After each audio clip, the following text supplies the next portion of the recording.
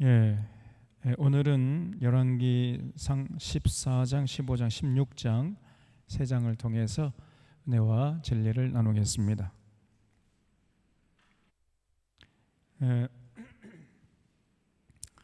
우리가 지난주까지 해서 이제 이스라엘 나라가 결국은 솔로몬 이후에 두 쪽으로 갈라지는 그 역사를 살펴보았습니다. 그래서 북이스라엘은 이제 여로보암을 왕으로 추대해 가지고 10지파가 이제 북이스라엘이라는 나라를 세운 거죠. 남쪽에서는 이제 유다하고 베냐민 지파, 이 두 지파가 이제 뭉쳐 가지고 남유다를 이루게 됐던 겁니다. 그래서 남유다의 왕은 솔로몬의 아들인 르호보암이고 북이스라엘의 왕은 이제 여로보암이 왕이 된 거죠. 그래서 14장에 보면 이제 이 여로보암이 북이스라엘의 초대 왕이었는데 그 여로보암이라는 사람이 왕이 될 것이 못됐단 말이죠. 그래서 왕이 되자마자 북이스라엘이라는 나라를 우상 숭배의 길로 이끌어가 버립니다. 아니 좀 이스라엘의 역사, 그 솔로몬의 그 통치 행위가 잘못되어 가지고 나라를 이제 갈라지게 해 가지고 새로운 나라를 건설했으면은 제대로 해야 할 거 아니에요, 제대로. 예? 그런데 오히려 더 악한 짓을 했단 말이에요, 더 악한 짓을. 그러니 참 기가 찰 노릇이죠. 그러니까 개선을 하는 게 아니라 개악을 해버린 겁니다. 그래서 이제 이 여로보암의 아들이 이제 어느 날 병이 들은 거예요. 그 아비야라는 아들이었는데 병이 드니까 여로보암이 이제 자기 아내를 시켜가지고 당신 말이야 가가지고 저 실로 사람 그 아히야가 있다, 아히야. 그 사람이 과거에 내가 어려울 때에 나를 찾아와 가지고 당신이 북이스라엘의 이제 왕이 될 것이다. 하나님이 당신을 이스라엘의 왕으로 세우셨다. 이렇게 예언해 준 사람인데 아주 신통방통한 사람이니까 그 사람에게 찾아가서 아비야가 과연 어떻게 될지 한번 물어보고 오십시오. 이렇게 자기 아내를 이제 실로 사람 아히야에게 보냈단 말이죠.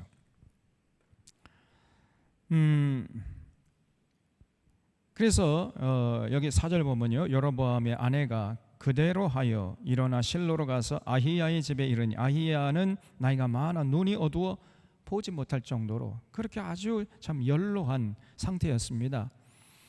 그때 그 여로보암의 아내가 오기 전에 하나님께서 임하셔가지고 이제 그 여로보암의 아내가 변장해가지고 이제 올 텐데 그러면은 그 아내에게 이렇게 대답을 해줘라 라고 하나님이 그냥 친히 말씀해 주셨어요.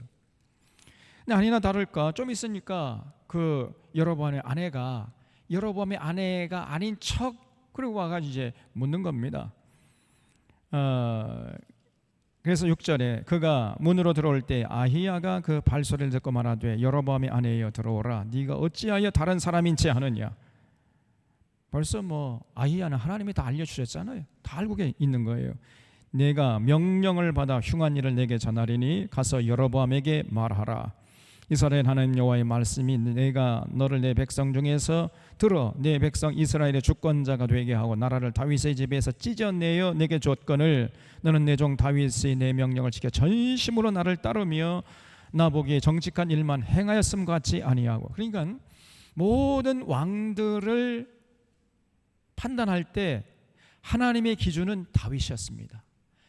다윗같이 했으면 그건 참 성군이었습니다. 근데 다윗같이 하지 않으면 그건 아주 악한 왕이었단 말이에요. 하나님의 판단 기준은 다윗이었어요. 다윗같이 했느냐 안 했느냐. 다윗같이 안 했어. 그런 끝장입니다. 지금 하나님의 말씀의 핵심이 뭐냐면 그 여로보암이 다윗같이 하지 않았다는 거예요. 그래서 하나님께서 이스라엘의 왕이 되게 했는데 네가 전심으로 나를 따르질 않고 나보기에 다윗처럼 정직하지 않았다는 거지요. 그러면서 9절에 내 이전 사람들보다 더 악을 행하고 가서 너를 위하여 다른 신을 만들며 우상을 부어 만들어 나를 노엽게 하고 나를 너의 등 뒤에 버렸도다. 그러니까 여로보암이 왕이 되자마자 그 국경을 폐쇄해가지고 남쪽으로 내려가지 못하게 했지요. 예루살렘 성전에 내려가게 되면은 혹시 또 백성들이 변심할까봐 그게 두려워가지고 국경을 폐쇄하고 북쪽에다가 베델과 단에다가 신전을 만들어 놓고 거기다가 금송아지를 거기다가 안치한 거예요.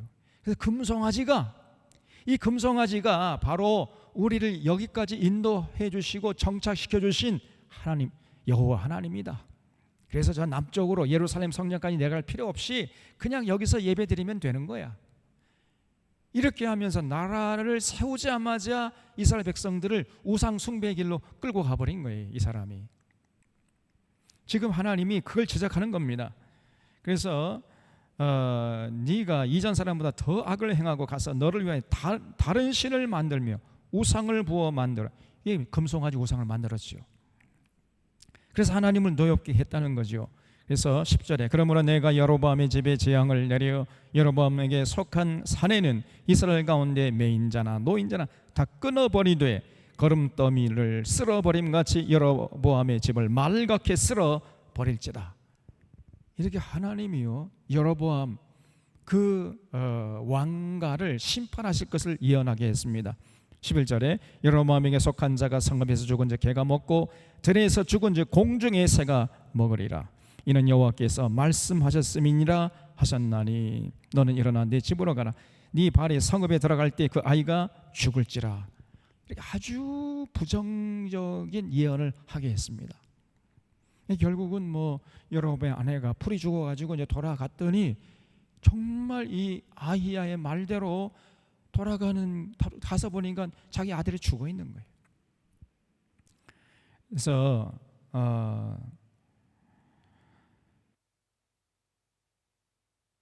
여기 13절에 온 이스라엘이 그를 위하여 슬퍼하며 장사하려니와 여로보암에게 속한 자는 오직 이 아이만 묘실에 들어가니니 이는 여로보암 집 가운데서 그가 이스라엘 하나님 여호와를 향하여 선한 뜻을 품었음이니라. 그러니까 아비야는요 상당히 착한 아이였던가 봐요. 착한 아이였는데 결과적으로 참 부모 잘못 만난 까닭에 결국은 이제 어린 나이에 죽고 말았습니다. 참 그 아히야라는 그 아이가 여호와를 향하여 선한 뜻을 품었었는데 결국은 부모 참 그 불행한 일이었죠.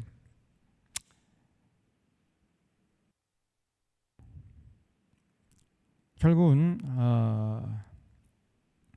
여기 15절에 보면 여호와께서 이스라엘을 쳐서 물에서 흔들리는 갈대같이 되게 하시고 이스라엘을 그의 조상들에게 주신 이 좋은 땅에서 뽑아 그들을 강 너머로 흩으시리니 그들이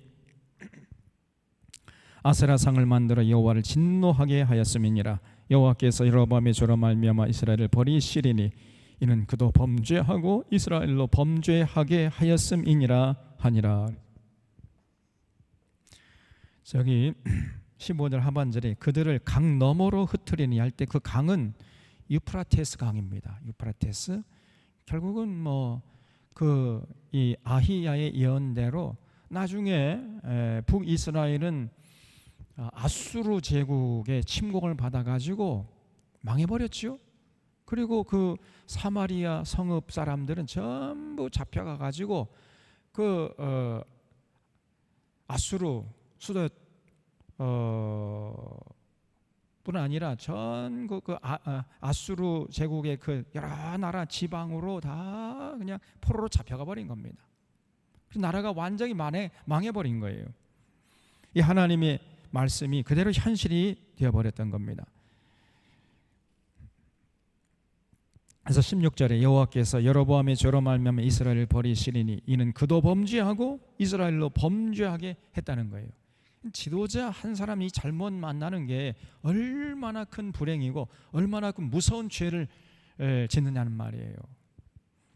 참 무서운 결과를 낳게 되는 것이죠. 결과적으로 17절에 여로보암 아내가 일어나 디르사로 돌아가서 집 문지방에 이를 때 그 아이가 죽어버렸습니다. 온 이스라엘이 그를 장사하고 그를 위하여 슬퍼하니 여호와께서 그의 종 선지자 아히야를 통하여 하신 말씀과 같이 되었더라. 그리고 여로보암은 이제 얼마 못 살고 그 다음에 이제 죽었어요. 여로보암의 남은 행적 곧 그가 어떻게 싸웠는지와 어떻게 다스렸는지는 이스라엘 왕 역대지락에 기록되니라. 여로보암 왕이 된 지 22년 내, 그러니까 22년 동안 통치하고 여로보암이 죽은 거지요. 그가 그의 조상들과 함께 자매 그의 아들 나답이 대신하여 왕이 되니라 그랬죠. 그래서 그 여로보암에게 속한 자는 성읍에서 죽은 자 개가 먹고 들에서 죽은 자 공중의 새가 먹을 것이고 당신의 아들은 죽을 것이다. 이런 아히야의 예언이 그대로 현실이 된 거예요. 참 무서운 얘기죠. 그 다음에 이제 그러면 한편 남쪽은 어떠한가? 남쪽은 그러면 조금 형편이 나았는가? 남쪽도 똑같았다는 거예요. 그래서 서로 경쟁적으로 타락해가는 모습을 보여줍니다. 그러니까 하나님 마음이 얼마나 아팠겠습니까, 여러분? 이스라엘 백성을 택해가지고 하나님께 등을 돌린 열방들을 하나님께 돌아오게 하는 도구로 사용하시려고 했는데 이 이스라엘 백성들이 남북으로 나라를 두 쪽으로 갈라지게 하더니 서로 경쟁적으로 서로 타락해가는 거예요. 경쟁적으로 앞을 다투어서. 그러니 하나님이 어디 마음 들 곳이 있었겠습니까, 여러분? 하나님의 입장에서 좀 헤아려 보시라 그 말이에요. 그래서 여기 21절에 보면 이제 솔로몬의 아들 르호보암은 유다 왕이 되었으니 르호보암이 왕위에 오를 때 나이가 41세라. 여호와께서 자기 이름을 두시려고 이스라엘 모든 지파 가운데서 택하신 성읍 예루살렘에서 17년 동안 왕노릇 했단 말이죠. 이 사람이. 그의 어머니의 이름은 나하마요 암몬 사람이더라. 성경은 항상 어머니의 이름을 밝힙니다. 어머니가 중요하거든요. 그래서 신앙적인 차원에서는 아버지보다 어머니의 영향력이 더 큽니다. 그래서 이 여성의 역할이 굉장히 중요한 거예요. 항상 모든 왕 이름 뒤에는 항상 어머니의 이름을 밝혀요. 이 사람이 누구 어떤 여인의 아들이라 하는 걸 꼭 밝힙니다. 그래서 어머니, 이 여성 역할이 너무 중요한 것이죠. 그래서 유다가 여호와 보시기에 악을 행하되 그의 조상들이 행한 모든 일보다 뛰어나게 하여 그 범한 죄로 여호와를 노엽게 했으니 이는 그들도 산 위와 모든 푸른 나무 아래에 산당과 우상과 아세라상을 세웠음이라. 그 땅에 또 남색하는 자가 있었고, 그걸 주셔주십시오. 남색하는 자. 이 남색하는 자는 그러니까 그 동성애자, 단순히 동성애자를 말하는 게 아니에요. 그 동성애자는 동성애자인데 우상 숭배하는 그 신전에서 동성애하는 사람을 말합니다. 이 남색하는 자예요. 그러니까 그 당시에 신전이 우상 숭배하는 신전이었는데 거기에 쉽게 말하면 남창이라는 게 여자 창기, 여자 창기를 공창이라고 그래요. 공창, 공식적으로 인정된 창기, 이 공창. 근데 여자가 그 몸을 파는 게 아니라 남자가 몸을 판다는 거예요. 남자 창기, 이걸 남창이라고 그러면 이걸 남색하는 자라 그래요. 그 우상 이렇게 우상을 만들어 놓고 그 앞에서 그 우상의 이름으로 성적으로 타락한 짓을 하는 것입니다. 그래서 우상 앞에 제사 드리러 온 그 우상 숭배자와 함께 몸을 섞는 거예요. 그걸 남색하는 자입니다. 그래서 이 당시 남유다가 남색하는 자들도 있었다는 거예요. 그냥 하나님을 섬기지 않는 것에서 그치는 것이 아니고 우상을 만들어 놓고 그 우상 앞에서 성적으로 타락한 짓을 했다 그 말이에요. 그래서 여기 23절에 이는 그들도 산 위와 모든 푸른 나무 아래에 산당과 우상과 아세라상을 세워놓고는 그 앞에서 성적으로 타락한 짓을 했단 말이죠. 그 땅에 남색하는 자가 있었고 여호와께서 이스라엘 자손 앞에서 쫓아내신 국민의 모든 가증한 일, 그러니까 주변의 열방들이 섬기는 우상 숭배하는 짓 똑같이 했다는 겁니다. 이 이스라엘 백성들이. 그러니까 선택한 백성들이 아니죠. 선민이 아니, 이 사람들은 더 이상 그런 짓을 했어요. 이 남유다도. 그러다가 이제 25절에 유다 르호보암 왕 제5년에 르호보암이 왕이 된 지 5년 만에 애굽 왕 시삭이 쳐들어온 겁니다. 그래서 예루살렘을 치고 여러 여호와의 성전의 보물과 왕궁의 보물을 모두 빼앗고 또 솔로몬이 만든 금방패를 다 빼앗은지라. 그러니까 솔로몬이 성전을 얼마나 정성을 다해 지었습니까? 온 성전 백향모로 짓고 백향모 겉에다가 금을 다 입혔잖아요. 근데 이 애굽 왕 시삭이 쳐들어와 가지고 솔로몬 성전에 들어가서 그 금 입힌 금을 전부 다 벗겨 가지고 간 겁니다. 그리고 금 방패까지 다 빼앗아 갔다는 거예요. 그리고 이제 그 전통적인 해석은 그때 솔로몬 성전에 안치해 놨던 언약궤가 사라졌다고 그래요. 지금까지 못 찾고 있습니다. 참 안타까운 일이죠. 그리고 여기 27절에 보면 르호보암 왕이 그 대신 노수로 방패를 만들어 왕궁문을 지키는 시위대장의 손에 맡김에 왕이 여호와의 성전에 들어갈 때마다 시위하는 자가 그 방패를 들고 갔다가 시소로 도로 가져갔다. 금 방패는 뺏기고 노수 방패를 만들어 가지고 지켰다는 거예요. 얼마나 비참합니까, 여러분? 그래서 그렇게 이 르호보암 왕 때에 결국 국력이 약해지다 보니까 그 열방들의 침략의 대상이 되었어요. 온갖 열방들이 그저 틈만 있으면 쳐들어와 가지고 북이스라엘이나 남유다나 쳐들어와 가지고 약탈하고 강탈하고 늑탈하고 겁탈하고 그러고 갔다는 것입니다. 그만큼 여러분 우상을 섬기면 국력이 약화되는 거예요. 그래서 개인은 불행해지고 사회는 불안해지고 국력은 약화되니까 주변의 열방들이 이제 만만해 보이는 거지요. 솔로몬 시대 때는 여러분 우리가 지난번에 봤지만은 모든 열방들이 이스라엘을 두려워했잖아요. 이스라엘 백성 앞에 그 이스라엘 그 국력 앞에 전부 무릎을 꿇고 솔로몬에게 조공을 갖다 바쳤잖아요. 조공을. 그런데 이제 열방들이 보니까 저거 뭐 만만하거든요. 걸핏하면 열방들이 쳐들어와 가지고 약탈하고 강탈하고 늑탈하고 겁탈하고 수탈하고 이렇게 하는 겁니다. 전부 다 우상 숭배한 결과였던 거예요. 그리고 이제 르호보암이 죽었어요. 29절에 르호보암의 남은 사적과 그의 행한 모든 일은 유다 왕 역대지락이 기록되지 아니했느냐. 르호보암과 여로보암 사이에 항상 전쟁이 있으니라. 그래 남북 같은 민족 아닙니까? 같은 동족 아니에요? 같은 동족들끼리 서로 치고받고 끊임없이 싸우는 겁니다. 거기다가 국력을 다 소진을 해. 얼마나 안타깝고 얼마나 이 정신 나간 짓이냔 말이에요. 우리나라랑 똑같잖아요. 지금 남과 북이 같은 민족 아니요. 우리 한 민족 5,000년을 같이 살아온 민족인데 지금 서로 총불을 겨누고 서로 싸우고 죽이고 원수지간으로 지금 지내고 있지 않습니까? 그 시절이 불과 지금 100년도 안 됐어요. 100년 전에는 우리가 같은 나라 같은 민족이었지 않습니까? 근데 지금은 철천지 원수. 저 정신나간 윤석열이라는 사람은 일본하고는 협조하지만은 북한과는 협조하지 못했다. 같이 못 산다는 거예요. 이 정신나간 자가 어디 있습니까, 여러분? 아니 이제 우리가 한때는 싸웠지만은 그래도 같은 핏줄 아닙니까? 같은 핏줄.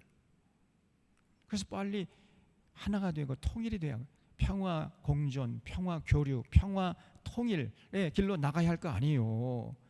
이게 이 나라가 나가야 할 방이고 이게 하나님의 뜻인데 저 정신 나간 놈이 일본하고는 그냥 막 일본을 상전을 모시겠다고 하면서 북한하고는 절대로 상종하지 못하겠다는 겁니다.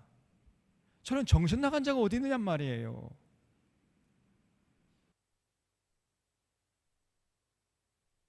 윤석열이라는 사람은 저 사람은 정상적인 사람이 아닙니다.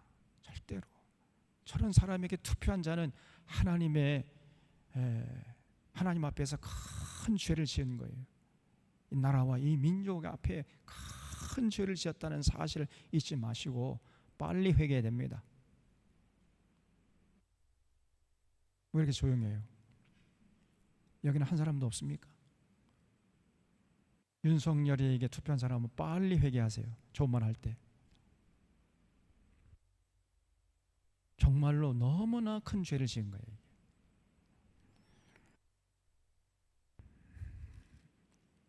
그래서 이 북이스라엘과 남유다가 끊임없이 전쟁을 했단 말이죠. 그러니 얼마나 이게 참 하나님 마음을 아프게 했겠느냐 말입니다. 그리고 이제 이 르호보암이 조상들과 함께 자니 그의 조상들과 함께 다윗성에 장사되니라. 그의 어머니 이름은 나아마요 암몬 사람이더라. 그의 아들 아비암이 대신하여 왕이 되니라 그랬죠. 자, 한편 그러면 아비암은 어떻게 됐느냐? 여기 보시면은요, 이 아비암은 이제 르호보암이 죽으니까 이제 왕이 된 거지요. 그래서 3년 동안 남유다를 다스렸습니다. 근데 이 아비암도 그 아버지의 그 아들이에요. 그 아버지처럼 우상 숭배하면서 여호와 하나님 앞에서 온전하지 못했습니다. 여기 15장 1절에 르밧의 아들 여로보암 왕 제 18째 해에, 그러니까 북이스라엘은 이제 여로보암이 왕 노릇 하는데 18년째 되는 해에 남쪽에서는 이제 아비암이 왕이 됐다는 거죠. 예루살렘에서 3년 동안 다스리니라. 그의 어머니의 이름은 마아가요 아비살롬의 딸이더라. 그러니까 어머니가 시원찮았던 거예요. 그러니까 뭐 그 아들도 보나마나죠. 그래서 어머니가 어떠하느냐, 그 모습을 보면요, 그 가정, 그 자녀들의 삶의 미래가 보일 수 있단 말이죠. 그렇게 어머니가 중요합니다. 그래서 마아가요 아비살롬의 딸이더라. 아비암이 그의 아버지가 이미 행한 모든 죄를 행하고 그의 마음이 그의 조상 다윗의 마음과 같지 아니하여 그의 하나님 아버지 앞에 온전하지 못하였으나 그의 하나님 여호와께서 다윗을 위하여 예루살렘에서 그에게 등불을 주시되 그의 아들을 세워 둘을 있게 하사 예루살렘을 견고하게 하셨으니 이는 다윗이 햇사람 우리아의 일 외에는 평생에 여호와 보시기에 정직하게 행하고 자기에게 명령하신 모든 일을 어기지 아니하였습니다. 그러니까 그 르호보암의 아들인 아비암은 정말 이 왕이 되어서는 안 될 사람이었는데, 그런데 하나님께서 남유다는 그 다윗을 보면서 참으셨다는 거예요. 다윗처럼 하진 않았습니다. 그러나 다윗을 생각해 가지고 남유다는 하나님께서 심판을 뒤로 미뤘다는 겁니다. 그리고 6절에 르호보암과 여로보암 사이에 사는 날 동안 끊임없이 전쟁이 있었어요. 그냥 그렇게 한 피를 나눈 같은 민족이었음에도 불구하고 끊임없이 그냥 전쟁을 해야 되는 겁니다. 얼마나 비참한 모습이냔 말이죠. 그래서 아비암과 여로보암 사이에도 전쟁이 있으니라. 대를 이어서 전쟁하는 거예요. 아비암의 남은 사적과 그 행한 모든 일은 유다 왕 역대지락이 기록되지 아니했느냐? 아비암이 그의 조상들과 함께 자니 다윗성에 장사되고 그 아들 아사가 대신하여 왕이 되니라 그랬죠. 자, 이제 남유다의 세 번째 왕이었던 이제 아사는 그 할아버지, 그 아버지는 많이 다른 사람이었어요. 참 이 아사라는 왕은 제대로 왕 노릇을 하려고 했다 그 말이죠. 9절에 이스라엘의 여로보암 왕 제 20년에 아사가 유다 왕이 되어 예루살렘에서 무려 41년 동안이나 나라를 다스렸다는 거예요. 41년 동안 통치했는데 참 이 아사라는 왕은 왕 노릇을 제대로 했습니다. 근데 그 어머니의 이름이 마아가라 아비살롬의 딸이다. 그러니까 그 아사가 이렇게 훌륭했다는 것은 그 어머니가 훌륭했던 거지요. 마아가라는 여인이 참 아주 신실한 여인이었던 것 같습니다. 그래서 이제 아사가 그의 조상 다윗과 같이 여호와 보시기에 정직하게 행하여 남색하는 자를 그 땅에서 다 쫓아내고 그의 조상들이 지은 모든 우상을 없애버리고 그 어머니 마아가가 혐오스러운, 아이고 그 어머니도 형편없네. 그 어머니 보통 어머니가 훌륭해야 아들도 훌륭한데 어머니는 또 완전히 개차반인데 아사라는 아들이 참 훌륭했다. 그래서 어머니가 우상 숭배하니까 혐오스러운 아세라 상을 만들었으므로 태후의 위를 폐하고 그 우상을 찍어 기드론 시내가에서 불살라 버렸다는 거예요. 근데 이런 일은 아주 드문 경우입니다. 어머니가 훌륭해야 그 아들도 훌륭하는데 이 아사는 어머니도 훌륭하지 않았는데 아주 훌륭한 삶을 살았다는 거예요. 하나님의 은혜죠, 이거는 진짜. 그렇죠? 그래서 그 어머니가 자꾸만 아세라상을 만들어가지고 우상을 섬기니까 아예 그냥 태후의 위를 패버렸다는 거예요, 아사가. 그 정도로 열심으로 하나님을 섬기려고 했던 왕이 아사라는 왕이었다는 거죠. 그런데 14절 다만 산당은 없애지 않았다는 거예요. 그러니까 이 산당에서 주로 이제 우상 숭배하는. 근데 그건 산당도 없애버렸어야 되는데 그건 없애지 않았다. 그러니까 불완전한 계획을 했던 것이죠. 그러나 아사의 마음이 일평생 여호와 앞에 온전하였으며 그가 그의 아버지가 상별한 것과 자기가 상별한 것을 여호와의 성전에 받들어 드렸으니 곧 은과 금과 그릇들이더라. 그래서 이제 끊임없이 또 남북 사이에 전쟁이 있었단 말이죠. 아사와 이스라엘 왕 바하사 사이에 일생 동안 전쟁이 있었니라. 한두 해 전쟁하고 그치는 게 아니라 그냥 죽을 때까지 싸우는 거예요. 참 얼마나 참 비참한 역사입니까, 여러분. 이스라엘 왕 바하사가 유다를 치러 올라와서 라마를 건축하여 사람을 유다 왕 아사와 왕래하지 못하게 하려 하니까 이제 아사가 그 아람 사람 베나닷에게 신하를 보내가지고 온갖 뇌물을 이제 들려서 그 아람이 북쪽에 있거든요. 아람 왕 베나닷에게 뇌물을 들려 보내가지고 저 북이스라엘이 자꾸 남쪽을 침공하는데 좀 단단히 좀 혼 좀 내십시오. 혼 좀 내달라고 이렇게 부탁을 했어요. 그랬더니 여기 19절에 나와 당신 사이에 약조가 있고 내 아버지와 당신의 아버지 사이도 있었느니라. 내가 당신에게 은금 예물을 보냈으니 와서 이스라엘 왕 바하사와 세운 약조를 깨뜨려서 그가 나를 떠나게 하라. 그러니까 이미 이제 아람 왕 베나닷과 북이스라엘 왕 바하사 사이에 평화 조약을 맺었다는 거예요. 그러나 이제 아사가 온갖 뇌물을 들려가지고 베나닷에 찾아가가지고 내가 그 북이스라엘과 조약을 세운 줄 알고 있지만은 그러나 저 북이스라엘 나라가 아주 나쁜 나라라는 바하사라는 이 왕이 아주 나쁜 왕이니까 그 조약을 깨트리고 나와 제약을 맺읍시다. 그러니까 이제 베나닷이 온갖 뇌물을 갖다 바치니까 그렇게 하자고 해가지고 이제 북이스라엘과 맺은 조약을 깨트리고 남유다와 조약을 맺어가지고 베나닷이 이제는 북이스라엘을 공격했다는 거예요. 북이스라엘을. 그래서 여기 20절에 베나닷이 아사 왕의 말을 듣고 그의 군대 지휘관을 보내 이스라엘 성읍들을 치되 이온과 단과 아벨벤마가와 긴네렛 온 땅과 납달리 온 땅을 쳤더니 바하사가 듣고 라마를 건축하는 일을 중단하고 디르사에 거주하니라. 결국은 북이스라엘 군대가 철군을 했다는 거죠. 이에 아사 왕이 온 유다의 명령을 내려 한 사람도 무면하지 못하게 하여 바하사가 라마를 건축하던 돌과 제목을 가져오게 하고 그것으로 베냐민의 게바와 미스바를 건축했더라. 그러니까 이 아사가요 굉장히 국제 정세를 잘 읽고 결국은 정치적으로 문제를 해결하려 했다는 거죠. 저 북쪽에 있는 아람 군대를 이용해 가지고 북이스라엘을 치게 해 가지고 남쪽 유다의 안위를 도모하려고 이렇게 했다는 겁니다. 그 아사가 상당히 지혜로운 왕이었죠. 그래서 23절 아사의 남은 사적과 모든 권세와 그가 행한 모든 일과 성읍을 건축한 일이 유다 왕 역대지락에 기록되지 아니했느냐. 그러나 그는 늙음하게 발에 병이 들었어요.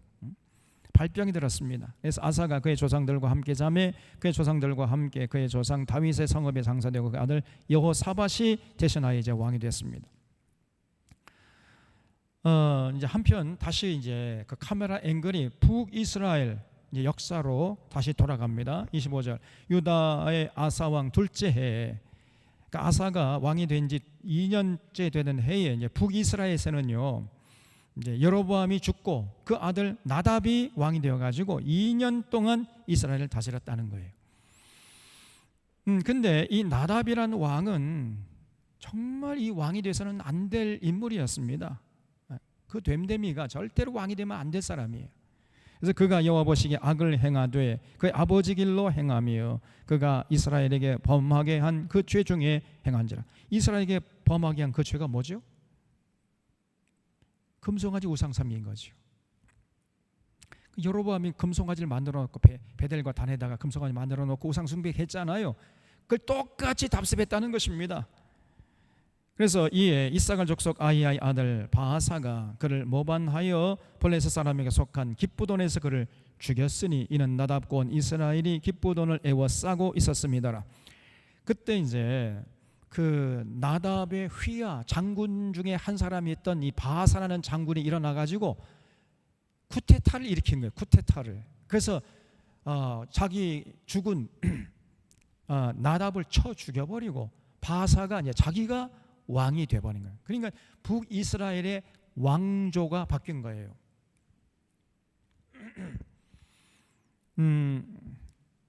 그래서 여기 28절에 유다의 아사왕 셋째 해에 바하사가 나답을 죽이고 대신하여 왕이 되고 왕이 될 때 여로보암이 온 집을 쳐서 생명 있는 자를 한 사람도 남기지 않고 다 멸하였는데 여호와께서 그의 종 실로 사람 아히야를 통하여 하신 말씀과 같이 되었다.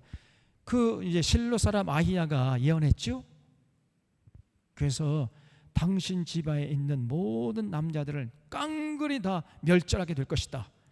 실로 사람 아히야가 예언한 대로 바하사라는 장군이 일어나 가지고 나답을 자기 주군이지 않습니까? 자기 쳐 죽이고 그뿐 아니라 그 여로보암의 자손들 전부 다 그 왕손들을 다 죽였다는 거예요. 얼마나 비극적인 겁니까? 피 비린내 나는 반역을 한 거죠, 이 바하사라는 놈이. 그래서 여기 30절에 이는 여로보암이 범죄하고 왜 이런 일이 일어났냐는 거예요. 그 불행한 사건의 근본 원인을 파고 들어가니까 여로보암의 죄가 나온 거예요. 여로보암이 우상 숭배했잖아요. 여로보암이 범죄하고 이스라엘에게 범죄케 한 죄로 말미암음이며 또 그가 이스라엘 하나님 여호와를 노엽게 한 일 때문이었더라. 결국은 이제 실로 사람 아히야의 예언대로 여로보암의 집이 그냥 멸문지화를 입게 된 것입니다. 여로보암의 그 가문에 속한 남자들은 한 사람도 살지 못하고 전부 다 멸절하게 된 거예요. 칼에 맞아 다 죽어버렸습니다. 이게 결국은 우상숭배에서 하나님 여호와를 노엽게 한 그 일 때문이었다는 거죠. 나답의 남은 사적과 행한 모든 일은 여러 이스라엘 왕 역대지락에 기록되지 아니했느냐. 아사와 이스라엘의 바하사 왕 사이에 일생 동안 전쟁이 있었냐. 아까 말씀드린 대로 아사와 바하사의 남과 북 같은 피를 나눈 한 민족인데 서로 그냥 끊임없이 치고받고 싸우고 죽이는 거예요. 이런 불행한 역사를 이어갔던 것입니다. 자, 그러면 이제 그 후에 이제 바하사가 왕이 됐는데 바하사는 어떻게 되는가? 바하사는요 쿠데타를 일으켜서 나답을 쳐 죽이고 이스라엘 왕이 되었습니다. 그는 여로보암의 길로 행하여 온 백성들은 여로보암의 길로 행하여 온 백성들은 우상 숭배 길로 이끌었습니다. 이게 제가 오타입니다. 여로보암의 길로 행하여 온 백성들을 똑같아요. 그러니까 하는 짓은 똑같아요. 사람만 바뀌었지 하는 짓은 똑같아. 아니 하나님이 바하사에게 기회를 줬으면 바하사는 좀 새롭게 해야 할 건 아닙니까? 나라를 새롭게 하고 우상 숭배하는 건 더 이상 하지 못하게 하고 하나님을 전심으로 섬기면은 참 좋았을 텐데 바하사가 우상 숭배한 여로보암을 제거하고 여로보암 집의 모든 남자들을 다 멸절시킨 다음에 자기도 똑같이 우상 숭배해. 사람만 바뀌었지 하는 짓은 똑같습니다. 그러니까 하나님 마음이 얼마나 애가 타겠어요. 하나님의 속이 푹푹 썩어가는 거예요. 그냥 좀 새롭게 할 것을 기대했지만은 뭐 혹시나 했더니 역시나 마찬가지예요. 똑같습니다. 사람만 밖에 하는 짓은 똑같아. 아니 더 점점 악해질 뿐이에요. 그래서 이제 하나님이 예후라는 선지자를 보내가지고 바하사를 꾸짖었습니다. 내가 너를 티끌에서 들어서, 그러니까 티끌에서 들어 썼다는 것은 무슨 말이냐면요, 그만큼 이 바하사는 사람이 천민 출신이었다는 거예요. 티끌 같은 존재였어요. 천한 가문의 사람을 들어가지고 이제 왕이 되게 했는데, 그러면 하나님의 은혜에 감사하면서 하나님의 뜻을 받들었어야 할 거 아니에요. 그런데 더 악한 짓을 해버려요. 그래서 내가 너를 티끌에서 들어 북이스라엘 왕이 되게 했는데 너는 여로보암처럼 해서 온 백성들을 우상숭배케 하니 내가 너와 너의 집을 쓸어버려 여로보암 집처럼 되게 하겠다. 너도 똑같은 꼴을 당할 것이라는 거예요. 하나님께서 이 예후라는 선지자를 보내가지고 바하사를 이렇게 꾸짖어 버렸습니다. 그래서 바하사에게 속한 자가 성읍에서 죽은 즉 개가 먹고 들에서 죽은 즉 공중의 새가 먹을 것이다. 이렇게 예언을 하게 했어요. 예후 선지자를 보내가지고. 근데 나중에 이제 보겠습니다만은 이 예후 선지자가 예언한 그대로 돼버립니다. 네, 그래서 이제 바하사가 이제 죽은 다음에 그 아들 이제 엘라가 왕이 됐어요. 자, 여기 15장 33절 보겠습니다. 유다의 아사 왕 셋째 해, 그러니까 아사가 왕이 된 지 3년째 되는 해에 아히야의 아들 바하사가 이제 디레사에서 모든 이스라엘 왕이 되어 24년 동안이나 통치했다는 거지요. 근데 바하사가 여호와 보시기 악을 행하되 여로보암의 길로 행하며 그가 이스라엘을 범죄케 한 그 죄 중에 행하였더라. 그러니까 자기 손으로 여로보암 집 남자들을 다 처단했잖아요. 그게 하나님의 심판이라고 믿었으면은 바하사가 똑같은 짓 하겠습니까? 그렇게 처단했으면서 자기가 왕이 되었는데 똑같은 짓을 또 하는 거예요, 이게.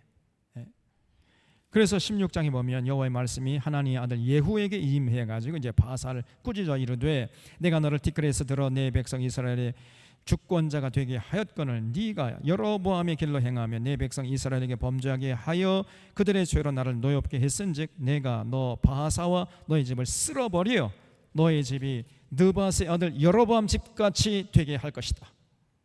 여러분, 우리 하나님의 눈은요 정확합니다. 그래서 하나님을 두려워할 줄 알아야 돼. 그 현상만 보고 그냥 뭐 좋다고 잘 돼간다 깝죽대고 아주 천박한 인생입니다. 하나님이 다 지켜보고 계시다는 사실을 언제나 잊지 말고 의식해야 돼요. 하나님 다 보고 계시거든요. 그래서 너 바하사, 네가 여로보암 그렇게 우상 숭배케 해가지고 너를 들어서 하나님이 여로보암 집을 심판하게 했는데 너도 똑같은 짓을 하니까 너도 네가 심판한 여로보암 집처럼 될 것이야, 이것을 알았어? 이렇게 하나님께서 예후 선지자를 보내가 예언케 했단 말이에요. 그래서 여기 4절에 바하사에게 속한 자가 성읍에서 죽은 즉 개가 먹고 그에게 속한 자가 들에서 죽은 즉 공중의 새가 먹으리라. 무서운 예언입니다. 근데 나중에 보니 그대로 현실이 돼버려요. 그리고 이제 바하사가 죽었어요. 온갖 분탕질을 하고 하나님을 기쁘게 하기는 그냥 왕이 된 다음에 온갖 하나님을 분노케 하다가 죽어버린 겁니다. 그러니까 아무런 가치 없는 인생이었던 거죠. 우리가 하루를 살더라도 좀 가치 있게 하나님의 뜻을 받들어서 하나님 기쁘게 하고 하나님 품에 안겨야지. 이제 하나님 마음 아프게 하고 하나님의 속을 푹푹 썩이다가 막 그리고 죽으면은 그 무슨 그 인생의 가치가 있겠습니까, 여러분? 아무런 가치가 없는 인생이잖아요. 5절에 바하사의 남은 사적과 행한 모든 일과 권세는 이스라엘 왕 역대지락에 기록되지 아니했느냐. 바하사가 그의 조상들과 함께 잠에 디르사의 장사되어 그 아들 이제 엘라가 대신하여 이제 왕이 되었어요. 여호와의 말씀이 하나님의 아들 선지자 예후에게도 임하사 바하사와 그의 집을 꾸짖음은 그가 여로보암의 집과 같이 여호와 보시기에 모든 악을 행하며 그의 손의 행위로 여호와를 노엽게 하였음이며 또 그의 집을 쳤음이더라. 그러니까 쉽게 말하면 사람만 바뀌었지 하는 짓은 똑같다는 거예요. 그러니까 여로보암을 심판하신 하나님께서 바하사의 집도 심판했다는 거죠. 자, 근데 바하사가 죽은 다음에 그 아들 이제 엘라가 왕이 됐는데, 그러면 엘라는 좀 달랐느냐? 똑같습니다. 그래서 바하사가 죽자 그의 아들 엘라가 왕이 되어 북이스라엘 2년 동안 통치했는데, 그 밑에 이제 장군들이 보니까요, 저거는 도무지 그 됨됨이가 왕이 되어서는 안 될 사람이야. 그러니까 일군 사령관이었던 이제 시므이라는 장군이 반란을 일으켜 버린 가지고 엘라를 죽이고 시므이가 자기가 왕이 되어 버렸어요. 시므이는 왕이 된 후에 바하사의 온 집 사람들을 한 사람도 남기지 않거나 멸절시켜 버렸습니다. 그래서 예후의 예언이 그대로 현실이 되어 버린 거예요. 이런 비극은 바하사와 엘라가 백성들을 우상 숭배의 길로 이끌어 갔기 때문에 하나님의 진노를 사서 결국은 그렇게 멸절하게 된 것이죠. 자, 8절입니다. 유다의 아사 왕 제 26년, 그러니까 남쪽에서는 아사가 왕 노릇한 지 26년째 되는 해에 바하사의 아들 이제 엘라가 디르사에서 북이스라엘의 왕이 되어서 2년 동안 이제 왕위에 있었다는 거죠.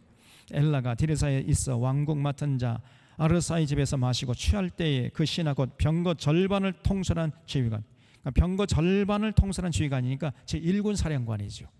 1군 사령관에 있던 시므이라는 장군이 왕을 모반하여 쿠데타 일으킨 거예요. 시므리가 들어가서 그를 쳐 죽이고 그를 대신하여 왕이 되니 그 유다의 곧 유다의 아사 왕 제 27년이더라.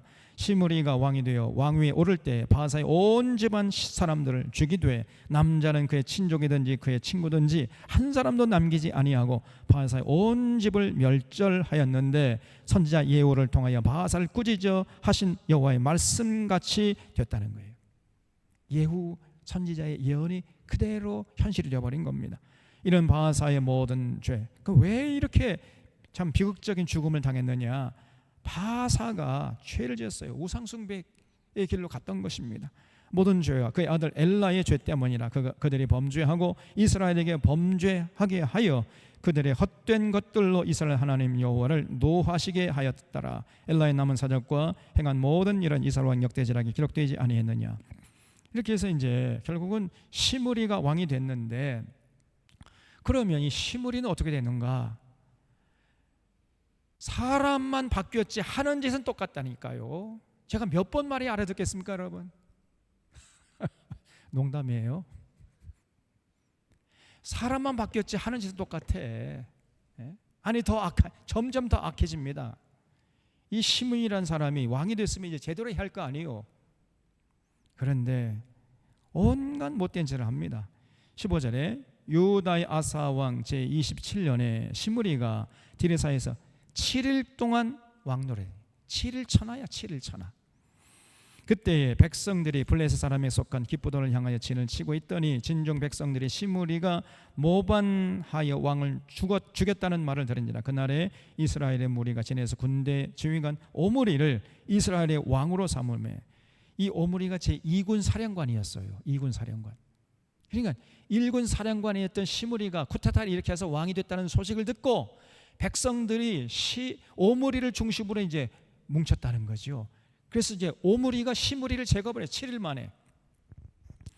그래서 이 17절에 오므리가 이에 이스라엘의 무리를 거느리고 10분에서 올라와서 디르사를 에워쌌더라. 시므리가 성읍이 함락됨을 보고 왕궁 요새에 들어가서 왕궁에 불을 지르고 그 가운데서 타 죽었으니 이는 그가 여호와 보시기에 악을 행하여 범죄하였기 때문이라. 계속 끊임없이 북이스라엘은요, 정변이 끊이지 않았어요. 끊임없이 쿠데타가 일어나, 끊임없이. 그러니까 나라가 안정될 틈도 없이 그냥 끊임없이 이제 하는 새로운 왕이 일어나면 조금 있다가 이제 쿠데타가 일어나가지고 죽임을 당하고 또 그 이제 새롭게 왕이 된 사람은 또 조금 타락하고 그러면 또 쿠데타가 일어나고, 이런 역사를 끊임없이 기록해 나갔던 것입니다. 이게 북이스라엘의 역사예요. 그래서 19절 하반절에 그가 여로보암의 길로 행하며 그가 이스라엘에게 죄를 범하게 한 그 죄 중에 행하였다. 아니 사람만 바뀌었지 하는 짓 똑같으면 뭐 사람 바뀔 필요가 뭐가 있습니까? 아니 사람이 바뀌었으면 좀 제대로 더 업그레이드 시켜가지고 제대로 해야 할 거, 온전하게 해야 할 거 아니에요. 근데 더 똑같이 할 뿐 아니라 더 악한 짓을 하니 말이에요. 이게 역사가 발전하는 것이 아니라 퇴보를 한 것이, 자꾸만 퇴보하는 거예요. 지금 윤석열이 이놈이 지금 대통령이 내가 하는 짓 좀 보세요. 자꾸 역사를 퇴보시키잖아요. 역사를 발전시키는 게 아니라 퇴보시키고 있잖아요. 지금 저 50, 저 유신 시절로 지금 회귀하고 있는 것 같아요. 지금요.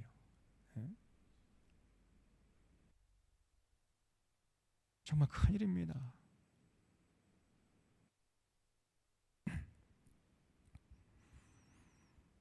그리고 20절에 실무리의 남은 행위와 그가 반역한 일은 이스라엘 왕 역대지락에 기록되지 아니했느냐 그랬죠. 자, 한편 시므리를 제거하고 이제 왕이 된 오므리는 어땠는가? 더 나쁜 놈이야, 이놈이. 21절에 그때에 이스라엘 백성이 둘러나뉘어 그 절반은 기나세 아들 디보니를 따라 그를 왕으로 삼으려 하고 그 절반은 오므리를 따랐더니 결국은 이제 오므리가 제압을 한 거죠. 오므리를 따른 백성이 기나세 아들 디보나를 따른 백성을 이긴지라. 디보니가 죽음에 오므리가 이제 드디어 왕이 되었어요. 그래서 유다 왕 아사 제 31년에 오므리가 이스라엘 왕이 되어 12년 동안이나 왕위에 있었으며 북이스라엘 왕치고는 꽤 오랫동안 이제 왕노릇 했던 거죠.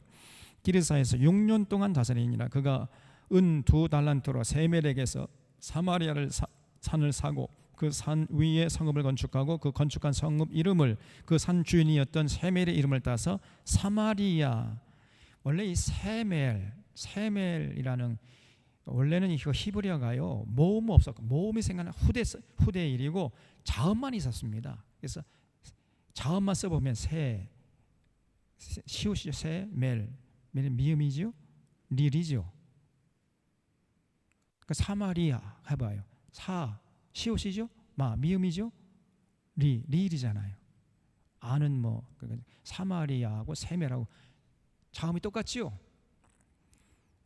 그래서 이 세멜이 원래는 사마리아 그 세멜 이름을 따가지고 그 성읍 이름을 사마리아라고 했다는 거예요. 그래서 결국은 이제 오므리가 왕이 되었을 때 세멜에게서 땅을 사가지고 거기다 왕국을 짓고 수도로 정했다는 것입니다. 그래서 이제 북이스라엘 나라가 아수르 제국에 의해서 망할 때까지 사마리아가 북이스라엘의 수도 역할을 했던 거예요.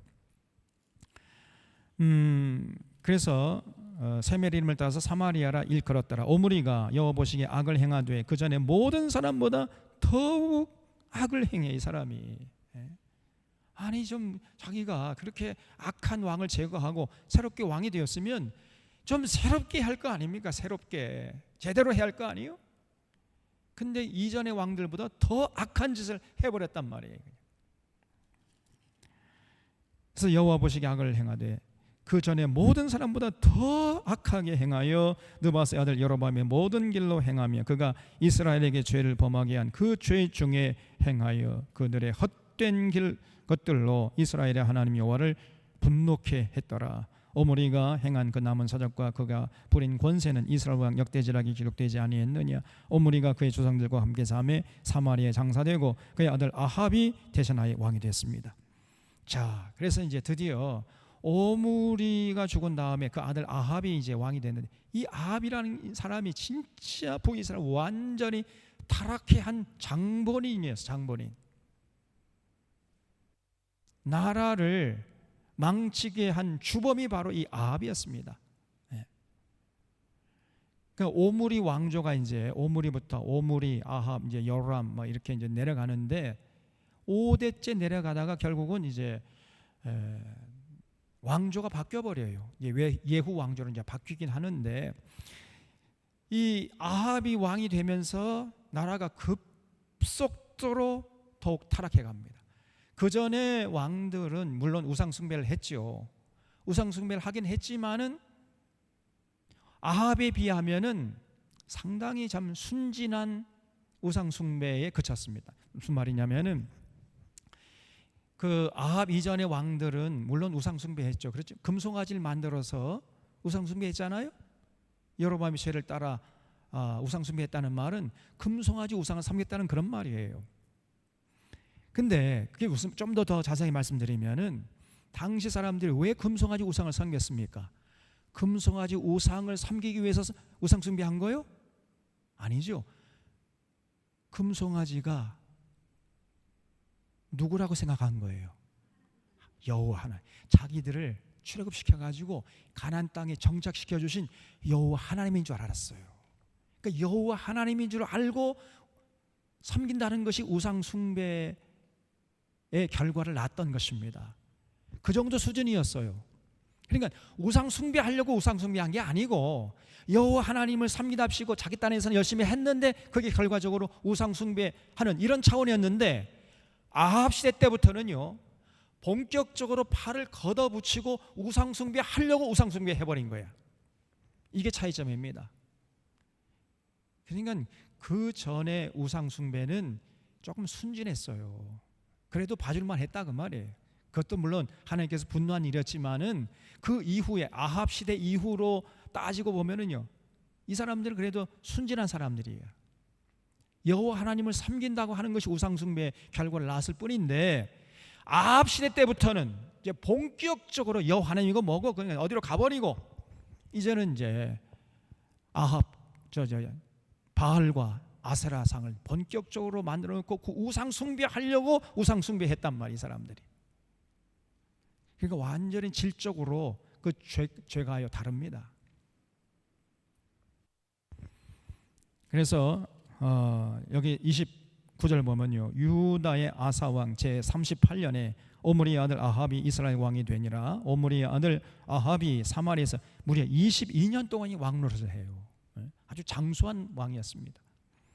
그런데 하는 짓마다 하나님은 분노케 했습니다.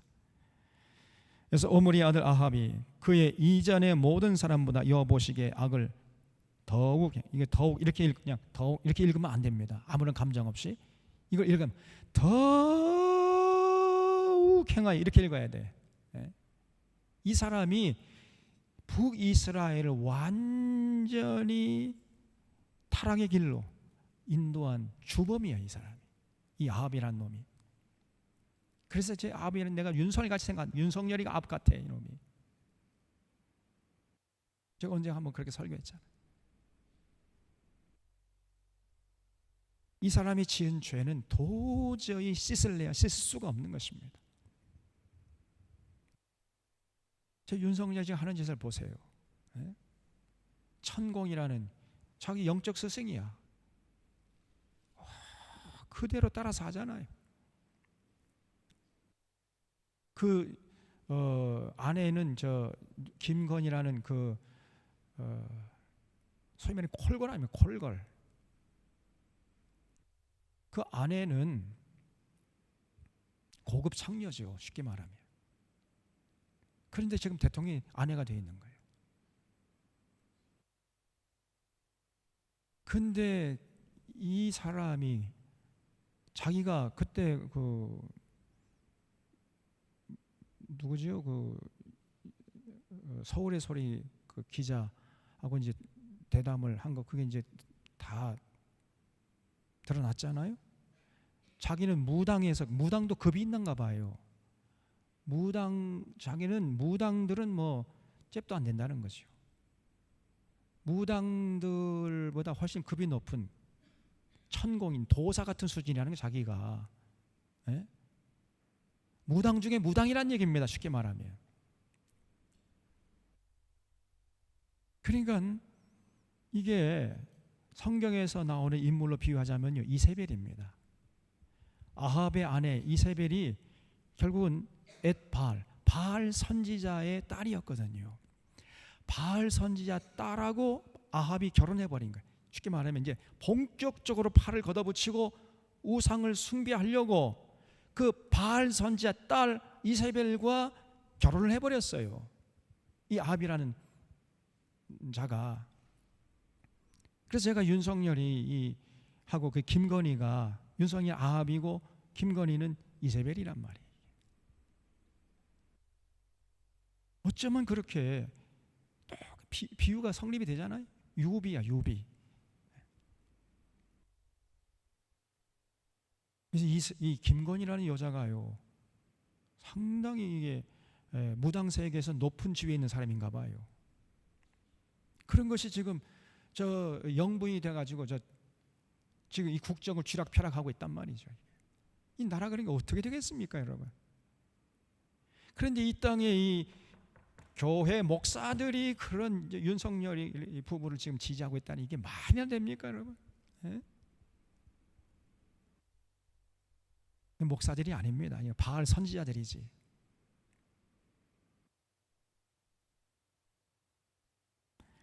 그래서 여기 다시 읽어보면요, 30절에 아합이 그 이전에 모든 사람보다 여호와 보시기에 악을 더욱 행하여 느바세 아들 여로보암의 죄를 따라 행하는 것을 오히려 가볍게 여기며 시돈 사람의 왕 엣바알의 딸 이세벨을, 그러니까 점쟁이의, 그러니까 이 도사, 건진 법사, 무슨 뭐 천공 법사, 뭐 이런 사람의 딸 이세벨을 아내로 삼았다는 거예요.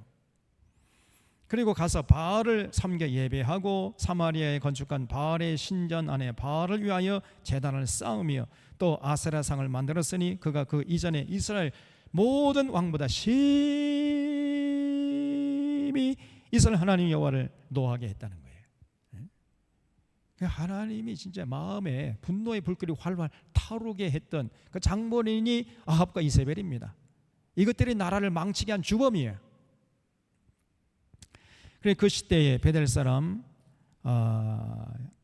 히엘이 여리고를 건축했는데 그가 그 터를 쌓을 때 맏아들 아비람을 잃었고 그 성문 세울 때 막내 아들 수굽을 잃었으니 여호와께서 눈의 아들 여호수아를 통하여서 말씀과 같이 되었다. 결국은 점점점 북이스라엘 나라가 타락의 길로 나아갔다는 것이에요.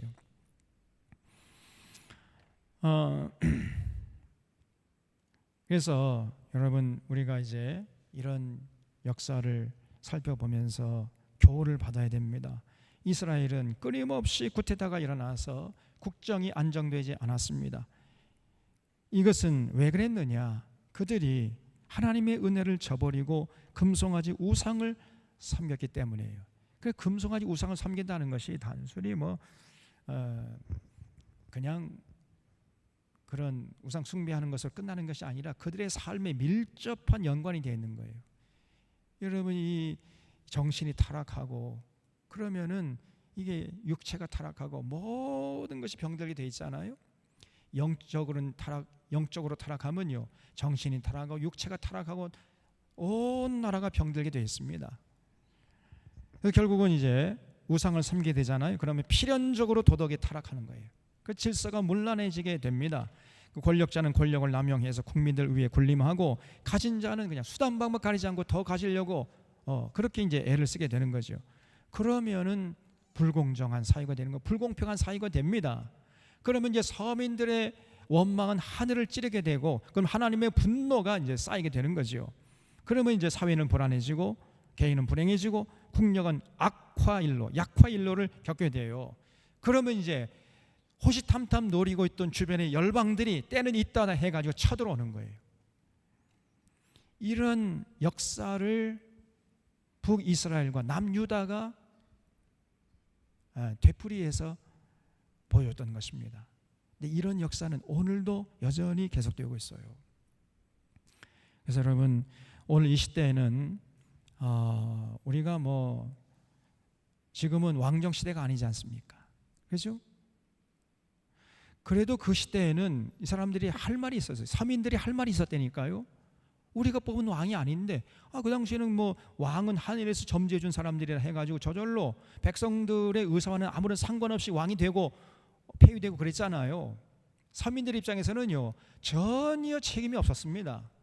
그래서 그 사람들은 할 말이 있었어요. 그러나 지금은 아닙니다.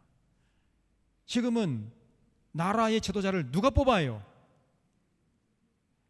여러분들의 손으로 뽑잖아요. 그러니까 여러분들의 책임이 크다 그 말이에요. 국민들의 책임입니다. 그 지도자가 어떤 지도자가 들어서느냐, 그는 그 국민들의 수준에 맞게끔 이게 세워지는 거예요. 그래서 여러분이 투표했으니까 여러분이 책임을 지셔야 된단 말이에요. 우리가 투표해서 우리가 책임을 져야 돼. 그래서 반드시 여러분 투표할 때 고려해야 할 것이 있습니다. 투표를 잘못하는 것처럼 큰 죄악이 없는 거예요. 투표가요, 너무너무 중요한 신앙의 행위임을 잊지 마시기를 주님의 이름으로 부탁드립니다. 여러분, 이거 투표하는 거 이거는 전혀 신앙과 상관이 없다, 이렇게 생각하는 사람들이 많아요. 천만의 말씀 만만의 공덕입니다. 누구에게 투표하느냐에 따라서 그 투표 행위가 자신의 모든 존재, 자신의 모든 신앙을 대변하는 거예요. 그걸 잊지 마셔야 돼. 그래서 제가 윤석열에게 투표한 자는 아무리 열심히 신앙생활을 했다 할지라도 그 신앙은 가짜입니다. 단적으로 이렇게 얘기할 수 있습니다.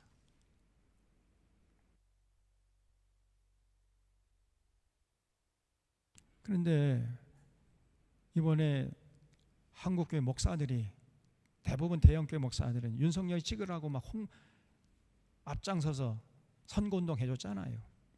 그러니까 이 대형교회 목사들의 신앙이라는 게 이게 신앙이 아닙니다. 완전히 거짓 선지자들이죠.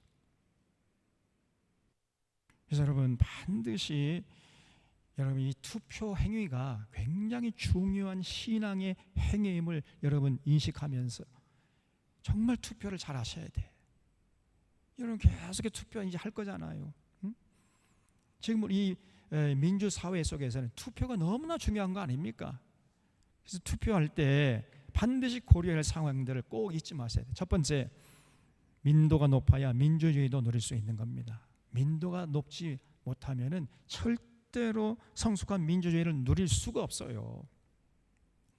지금 우리나라 영적 수준이 성숙한 민주주의를 누릴 수준이 못 되는 거예요. 제가 볼 때. 그래서 광야에 고생을 더 해야 됩니다.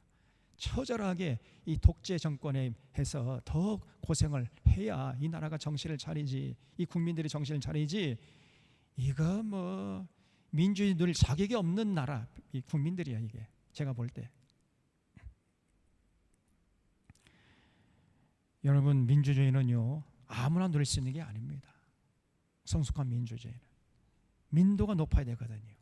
민도가 낮으니까 저런 망나니 같은 저런 말도 안 되는 자가 대통령이 돼가지고 여러분을 통치하고 있단 말이에요. 이게 말이나 됩니까? 이게? 난 부끄러워가지고 지금 어디 가서 이 대한민국 국민이라고 말을 할 수가 없어요. 투표를 잘못하는 것이 하나님의 영광을 가리고 수많은 이웃들을 고통스럽게 하는 큰 죄임을 인식해야 돼요. 이게 가장 중요한 것입니다. 투표를 잘못해 놓고서도 자기가 얼마나 하나님 앞에서 큰 죄를 지었는지조차도 자각하지 못하는 사람들이 많아요. 특별히 대형교회 교인들은요 거의 대부분 윤석열에게 투표했거든요. 그래 놓고는 자기들이 얼마나 하나님의 큰 죄를 지었는 이 공동체에게, 이 공동체 사람들에게 얼마나 큰 나쁜 짓을 했는지조차를 자각하지 못하고 있습니다. 이 믿는 자들이 아닙니다, 이것들이. 그래서 여러분 투표할 때는요 혈연이나 지연이나 학연이나 이념에 경도되어서 투표해서는 안 돼요. 그것은 하나님 앞에서 큰 죄악입니다. 최악의 죄악. 이거를 잊지 마셔야 돼요. 절대로 여러분 내 집안 사람이라 해가지고 국회의원 선거 때 투표해 그 사람 찍어주라 이렇게 다니는 것들 보면 저는 그냥 속에서 열불이 납니다. 그 사람의 됨됨이가 어떤가 그걸 봐야지. 깜도 아닌 것들 우리 집안 출신이라 가지고 좀 뽑아달라고 이러고 절대 혈연에 의해서 투표 행위를 결정하서는 안 돼. 또 지연, 우리 동네 우리 지역 사람이다 해가지고 우리 지역 출신이다 해가지고 뽑아주고 말이에요. 이런 짓을 하는 이거는 믿는 자가 아닙니다. 또 학연, 우리 동창이다 해가지고 우리 대학 출신이다 찍어주고 말이에요. 이건 정신 나간 사람이죠. 또 이거 보수적인 사람이고 이념에 따라서 투표하면 안 돼요. 그래서 혈연, 지연, 학연, 이념 여기에서 연연해가지고 투표하는 것은 하나님 앞에 최악의 죄라는 사실을 잊지 마셔야 돼. 그러면 어떻게 결정해야 되느냐? 먼저 그 후보자의 됨됨이를 살펴야죠. 후보자. 응? 후보자가 지도자감이 되는지 안 되는지를 신중하게 여러분 살펴야 됩니다. 그래서 그 사람은 과거에 어떻게 살아왔는지 그 사람의 과거를 좀 자세히 살펴보셔야 돼요. 시간을 가지고 관심을 가지고 지켜봐야 됩니다. 아무렇게나 그냥 투표하니까 지금 이 모양 이 꼴 되는 거 아니에요. 그래서 평소에 이제 대통령 후보, 국회의원 후보가 나오잖아요. 그러면 그 사람이 삶이 과연 어떤 삶이었는가를 자세히 살펴보셔야 돼. 여러분 시간을 거기다가 쏟아부어야 돼요. 우리 지역 사람이고 우리 동양 사람이고 우리 대학 출신이고, 그러니까 이 사람은 민주주의를 누릴 자격이 없는 사람이에요. 절대 그렇게 해서는 안 됩니다. 그 사람의 됨됨이, 그 사람이 어떻게 평소에 살아왔는가 그걸 신중하게 살펴보셔야 됩니다. 얼마든지 살펴볼 수 있는 자료가 다 돼 있어요. 요즘에 인터넷 시대이기 때문에.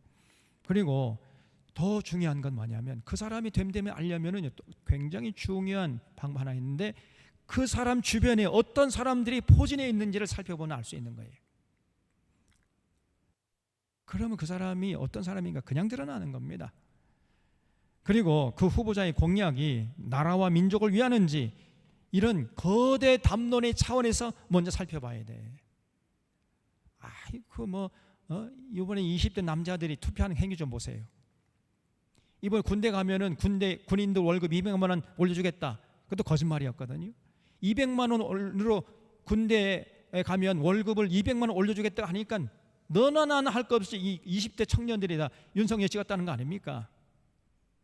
속아 넘어간 거지요. 그런 자기 유익의 입장에서 이렇게 판단해가지고 투표행위 하는 것은 이건 범죄 행위예요.